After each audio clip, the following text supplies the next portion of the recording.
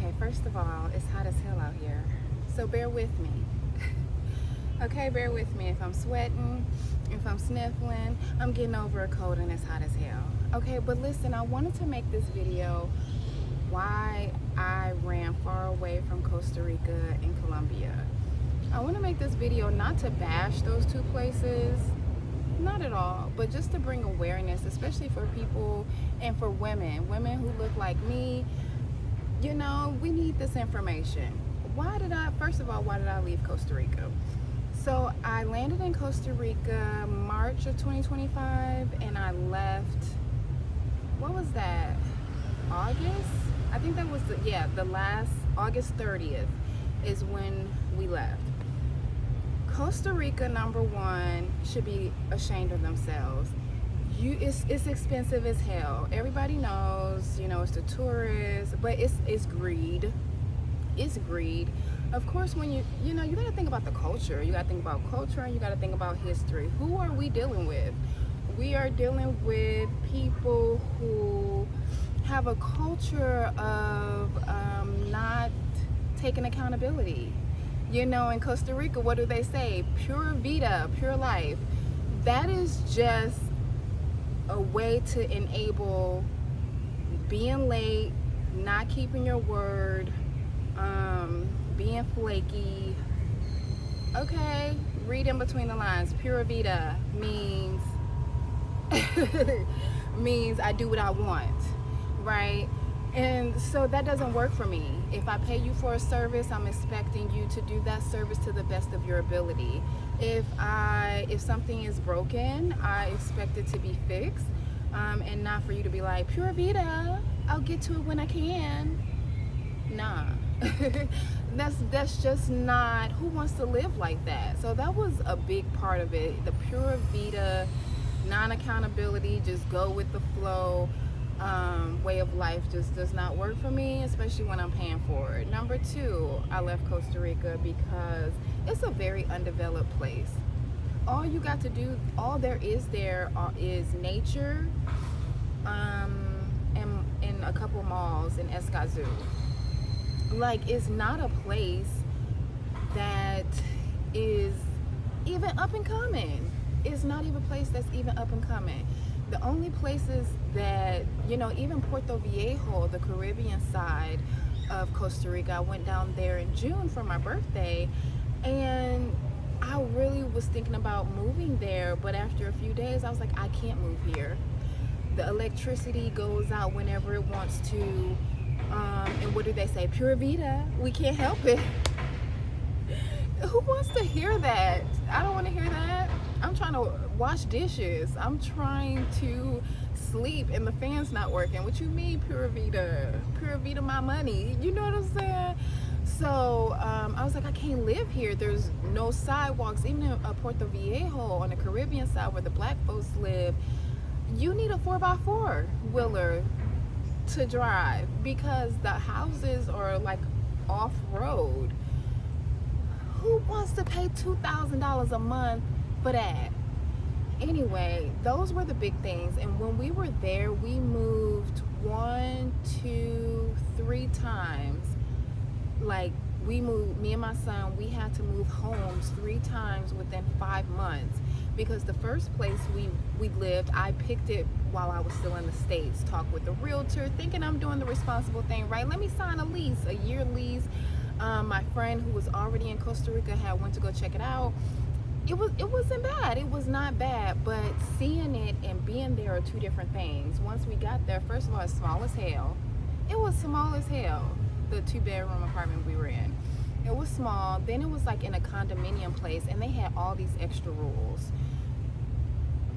for no reason.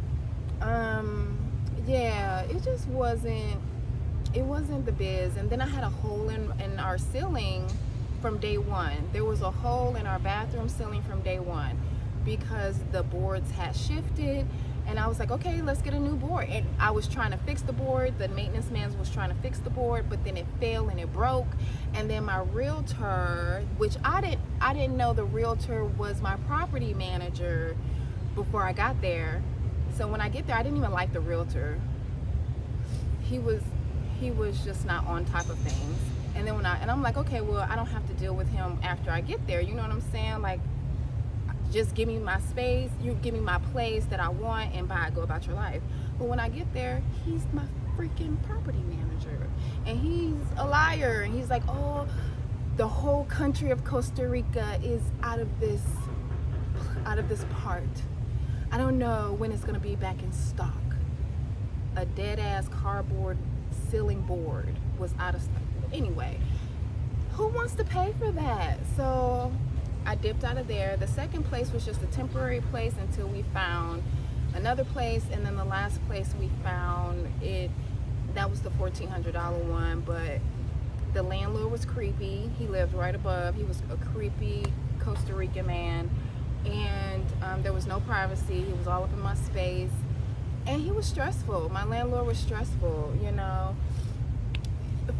Stressful in the sense of, okay, if my rent is $1,400, okay, no problem.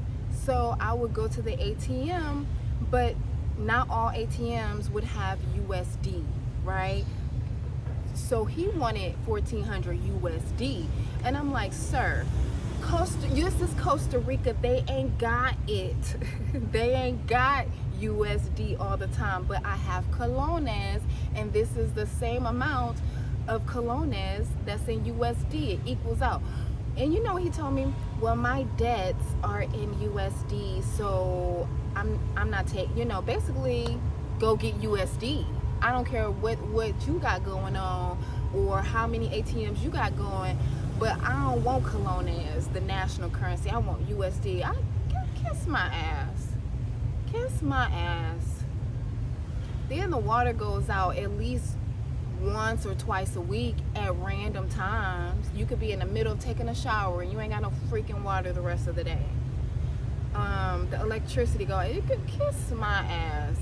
Like, ain't no way I would live in Costa Rica again. Ain't no way. And I do not recommend, I don't recommend people to go there. Some people love it. I've met some retirees that are there. They, you know, one off the top of my head likes it. But that's why I say it's up to you and what feels good for you. Costa Rica didn't feel good for me, and I definitely tried. So after Costa Rica, we went to Medellin, Colombia, because I was like, I want to dance in the street. I want to learn Spanish, right? And I did start taking Spanish classes there, and I did learn a lot. I learned more Spanish in Colombia in 2 months than I did in Costa Rica in 5-6 months. Why is that? Because a lot of people in Costa Rica speak English, and yeah. And then in Costa Rica, I had more of an expat community than I did in Medellin. In Medellin, I only knew one American. In Costa Rica, I knew a dozen, right? So we mainly hung out together, so I spoke more English in Costa Rica. But okay, Medellin is a no for me. Why? No, I've told this story before, but if you go back to my Costa Rica versus Medellin story video, you will see on my first day in Medellin, it's broad daylight. I'm not doing nothing I'm not supposed to be doing. I'm walking with my son, holding a gift basket, and this 70-year-old, in my head he's 70. I don't know how old the man was, right? But this older man, Colombian man, he's speaking to me in Espanol. I'm trying to be kind, like, oh, how are you? Blah, blah, blah, blah, blah. He sexually assaulted me. He offered me a chair. I sat right here in the chair in the front yard, and he tried to freaking kiss me, and I had to mush that old man out my face on my first day in front of my son. That should have been my red flag, right? That should have told me right there, get your ass up out of here. What the fuck? An old ass man in your face like this in front of your son. And that is just how I feel about Medellin. You know, of course I can't speak for all of Colombia, but I ain't heard nothing contrary about Colombia, honestly. In other, you know, maybe in other parts it is, but Colombia is a dangerous ass place. Maybe, you know, you can walk down the street and not feel like they're gonna do a drive-by type of dangerous, but I never walked outside at nighttime. By 6 o'clock in the afternoon, I was in the house. Never went outside after dark. Was afraid to make eye contact with people. You know, I'd be walking on the street with my son. I have to keep saying that because I'm not out here inviting this in. I am a family woman. I'm minding my business. And this guy on a motorcycle, because I made eye contact, don't make eye contact with them. Because, you know, made eye contact, hello, buenos dias. This ninja then made a U-turn trying to talk, get on my face. Trying to get me on his bike, get on my face. You know, it's just, they're so hypersexual. Now I'm being discriminatory, right? But I'm generalizing. Hypersexual, don't respect boundaries. Everywhere you go, they gonna freaking overcharge you. I remember I went to Comuna 13. I'll never go back that again. Walking in one of the shops, I was like, oh, let me get me a drink. I get me a drink. I paid 30,000 pesos for it. I'm walking with my drink, and another vendor was like, oh, I really like that drink. That's about 10,000 pesos, right? And I was like, I paid 30. And he looked at me like, oh, I'm sorry.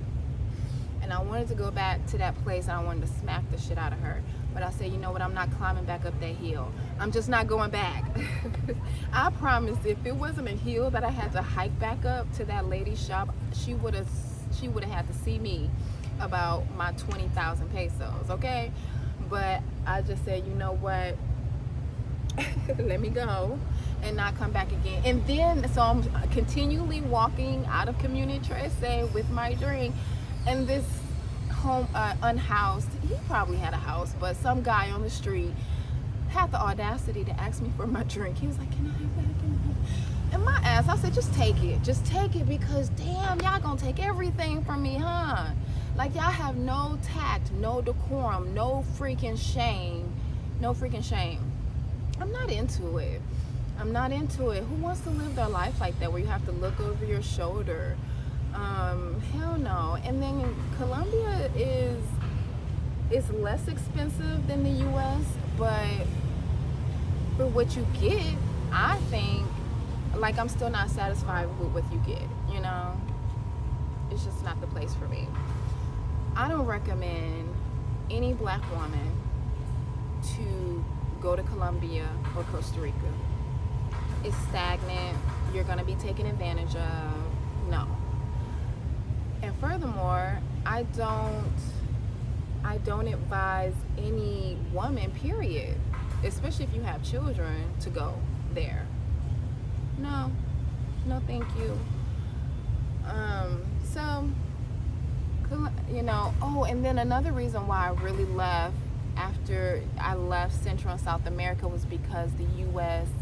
started that war in Venezuela, right? So, a couple months ago, maybe about 3 months ago, my mom called me and she was like, girl, you better get up out of Colombia. They launching ships near Venezuela. Colombia's right there. You better get on. And I was like, you know what? Okay. Like, I didn't fight it at all. I was ready to go. And so that's how I ended up in Asia, Southeast Asia, is because what I thought I wanted and what was good for me was not. Coming to Asia was not even my idea, it was my mom's. And I was scared to come. I was like, I never thought about coming there. It's so far away, you know? But I'm so glad that I did. You know, what I didn't know was this is right where I needed to be. But that's my 2 cents. I don't advise women, black women, no woman, to go to Colombia or Costa Rica. Those are the only 2 Latin American. Oh, and Mexico. I've been to Mexico before. I'll never live there again. Extortion. This is what they need to understand. People get tired of being extorted. Mexico, Costa Rica, Colombia. No, those places are for passport bros and retirees. They're not for the middle. To me. In Medellin, in Colombia, I saw so many passport bros. And let me clarify that. What is a passport bro? A man, regardless of his race, that is not from that native country, that specifically comes to that country in search of dating women, something nefarious, sexual exploitation, to party, right? And 9 times out of 10, they lame. They some lame men. They are so lame. I remember seeing the passport bros in Colombia, not so much in Costa Rica, but in Colombia, because, and the women, even the Colombian women were turned off. And that's my thing. Y'all going over here to these countries thinking these women really want you. They don't want you. They want what you can do for them, and you look dumb.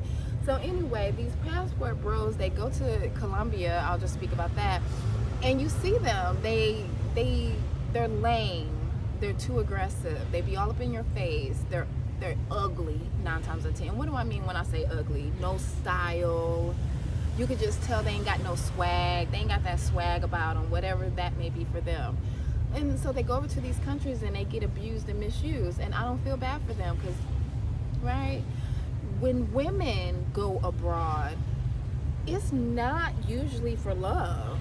We are going abroad for better, for peace, to get rest, to be treated better in general in our lives. What I've noticed, men who move abroad, even in Asia, the passport bros are in Asia too, they move for sex, right? And so that's another reason why I don't think dating abroad, I gotta do a video on that. Dating abroad is tricky. That'll be my next video. But anyway, that is why I left Central and South America, because it ain't worth it.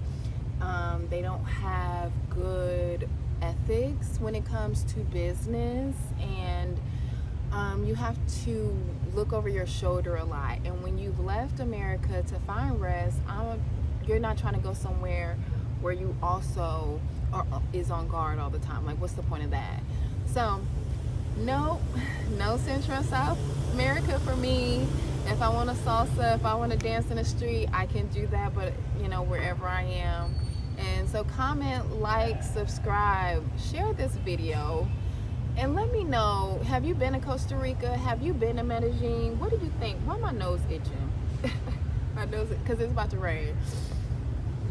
You know, what did you think about Costa Rica when you went? What did you think about Colombia when you went? Am I lying? Right? Am I lying? Did you have a different experience? I hope this video was good. I'll see you in the next one.